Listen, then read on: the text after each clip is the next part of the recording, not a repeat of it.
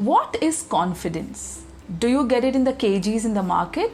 Like potatoes, onions, and tomatoes. Tomato lelo, confidence lelo. Remember, you will get tomatoes, but not confidence, right?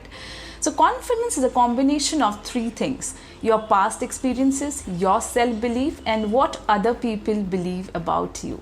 Talking about the past experiences, when you are really successful doing something in the past, it can be managing your team or giving a sales pitch or giving a presentation or speaking in front of the public. When you have done it over and over again several times, you feel really confident about it, right?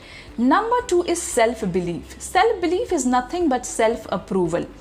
You have set some standards for yourself, something like, okay, if I'm able to initiate a conversation, or if I'm able to deliver something really good, or if I'm able to flawlessly talk to a VP, CEO and CFO, then I'm a brilliant speaker. Otherwise, I'm not. Right? So you have set standards.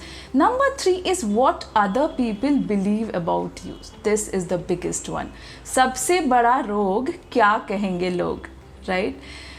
So it doesn't matter how beautifully you have created the world's best presentation, but unless someone tells you, someone validates you by saying that that's an amazing presentation, I do not accept it. I do not believe it that it is even good enough.